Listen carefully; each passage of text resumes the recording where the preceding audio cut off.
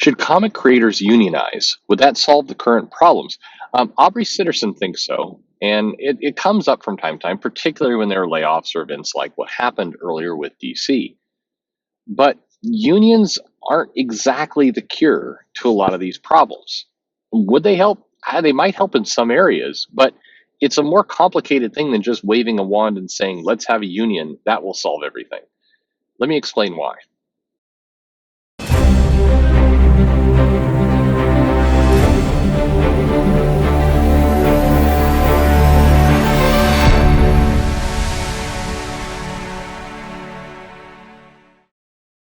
Hey, everybody, this is Perch, and let's look at the topic critically for a moment around comic professionals, freelancers, and the idea of a union. Um, Now, several of the people listening to this may be either pro or con union in a big way. Union is one of those topics that often people feel very, very passionate about, one direction or the other, and it tends to cloud a little bit of their judgment when they're talking about the value that a union provides. There are definite cases in history where a union was very, very valuable and you could say essential. A union successfully argued for safer working conditions, for basically, for people not being treated like cattle, for keeping minors out of the workforce in some cases, and a lot of people, by the way, in fact, I had a raging argument with somebody about why keeping minors out of the workplace was actually secret communism or people can argue any number of things, and that's cool. That's really not the point. My point of this is not to argue whether unions in general are good or bad or whether they're appropriate or not appropriate, but really to take a look at comics. The challenges you have, and I want to try and figure out the best possible analogy here, because things like unions, things like some of these solutions that are getting offered, they're not bad ideas, but they're rarely the first idea. Meaning, they're kind of out of order. People like saying, "Hey, we should go do a union." It's like, well, right now in comics, you have a problem where the majority of creators working in it are freelancers, are independent contractors. Right there, you have a major, problem in how unions would even work. You could certainly unionize, but the bargaining power is greatly diminished by the status of the employee. Or in this case, they're not employees; they're contractors. That's a big handicap.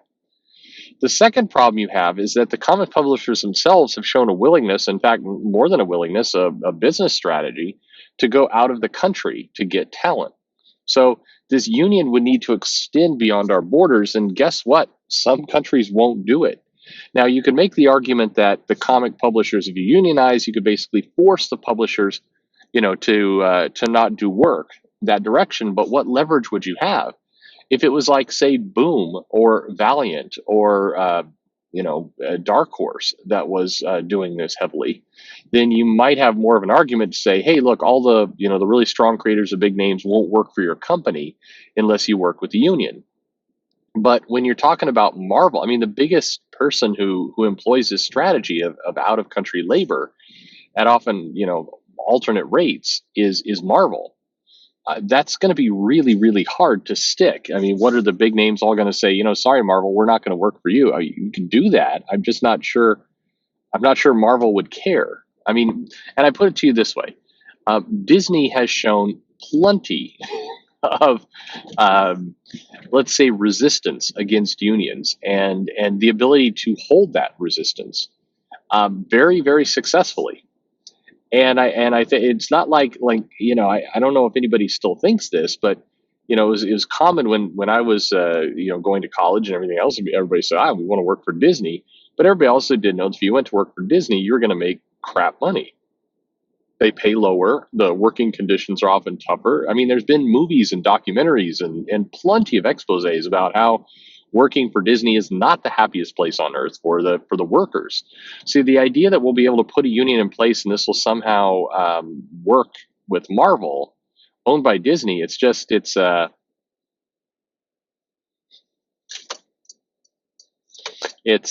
very unlikely. Sorry, there. I had a little pause. I had a person flagging the road in front of me, and they're trying to determine whether I'm going left or right, and I'm frantically pointing to the right, and then they're ignoring me, so I'm hitting my turn signal, and they're just like, anyway. Um, They need a union, is what they need. Anyway, so got very distracted. This is what happens when you do a video in the car. Now there's a second person wondering where I'm going. I don't know what's going on. Anyway, Jesus, that was derailed. This is where I normally, if I was a professional, I'd edit this part out. But I like to think that it gives you a little flavor of my day. At any rate, the challenges with a union in comics are kind of as I've described. There's a bunch of obstacles in front of putting a union in place. And in many cases, if you're trying to find immediate relief, you're trying to make working conditions better for people in comics, you're trying to provide more stability, more security, you probably need to fix some of those basic things first. And what are those basic things? Well, one is you've got to try and figure out a way to crack the independent contractor system. That's problem number one.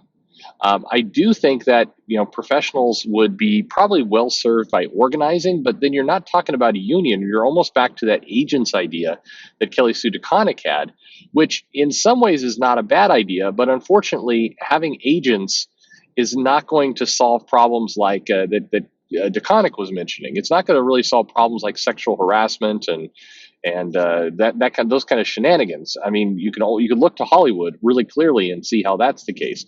But having agents might be a positive for a lot of creators who, frankly, are not good at negotiating on their own behalf. So let me explain this problem a little bit because I think this is kind of fundamental to the whole unions debate. There's a lot of people in comics that have, let's say, zero economic skills, zero business skills. What they've picked up through Google or maybe talking to other comic professionals, which often feels like the blind leading a blind. I've talked to comic book creators, writers, and artists who actually took a business class in college and kind of know what's going on. They know they know their business and they're smart and typically they negotiate better deals for themselves. They know when to get a lawyer and when not to, and they're in much better shape. But one very common story I hear from like everybody, and it is I think I'm like 10 for 10. All of the comic creators who went to get those skills tend to get ignored or dismissed out of hand by their peers. So, and it's always these kind of tragic, very painful stories where the comic creator will say, "Hey, you might want to consider doing this and that. You might want to, pick up a little attorney for $100 that can help you look over that contract, and it would be a good idea." And the response I get back is, "Yeah, thanks, but no thanks. I've got it covered. I don't need your help." It's like, but you clearly do. So this is one of the kind of the core problems of comics. And here's another solution that would be really helpful. Unfortunately, this would be in the spirit of goodwill that wouldn't necessarily benefit the comic companies, the publishers, even though they are they would be responsible for it. And this is offer some classes on kind of business fundamentals to your creators. Do some webinars. There's programs. In fact, there's a program that I just pointed somebody at, which is $5,000, which is not cheap, but $5,000, and it's a 12-week class on basic business fundamentals: how to review a contract, how to understand your rates, how to know what taxes are, how to negotiate a bonus, that kind of stuff. Basic class on how to look out for yourself economically within a company, if you're a contractor, if you're a freelancer. And I think it'd be great if the publishers offered this class as like a welcome to our company kind of thing. Like that would be a great requirement where the publisher, and in fact, if you're a new publisher and you're trying to kind of set up a reputation for yourself as being creator friendly and try to do good by the ecosystem, yeah, maybe offer some of these classes because $5,000 is a decent amount of money, but in the grand scheme of things, not really. If you have if you're a small publisher and you're working with like 8 different people, 12 different people, it's a heavy amount. But man, it would just do so much good for the industry. But those kind of basics, I guess, is what I'm saying, need to be in place if a union is going to have any hope of being effective. If you still have everybody with very limited or no kind of business experience, and you have a problem of everybody's an independent contractor, frankly, the publishers have all the leverage, like 100% of the leverage. And so a union is going to be teethless. In fact, in that scenario, the most likely thing that's going to happen with the union is that they're going to take dues, they're going to get funded, they're going to have some shady person who's administering it all. They're going to be milking people. They're not going to be helping. It's going to turn into the most bizarre kind of gatekeeping kind of group, and it will benefit a couple and actually make a lot of comic professionals poor. That's what will happen, because a union can't promise that it's going to be able to go in and negotiate better rates or any of that. If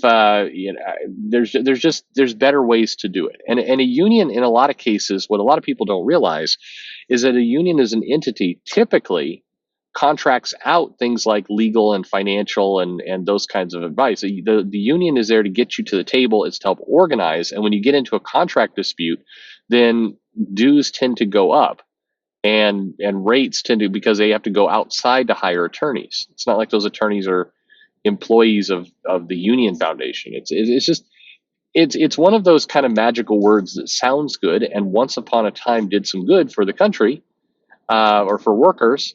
But in today's era, it's a lot more complex of a business environment. It's just things are way more complex, and so you can't just say, hey, if we had a union, it would solve everything. A union would not have solved the DC problem, not by a mile. It would not have solved what just happened. And it's another video for another time. It's one I've done already, and it's gotten people upset. I got the most angry messages I think I've ever seen over this DC event, from, and weirdly, like simultaneously, like my style, from both quote unquote sides.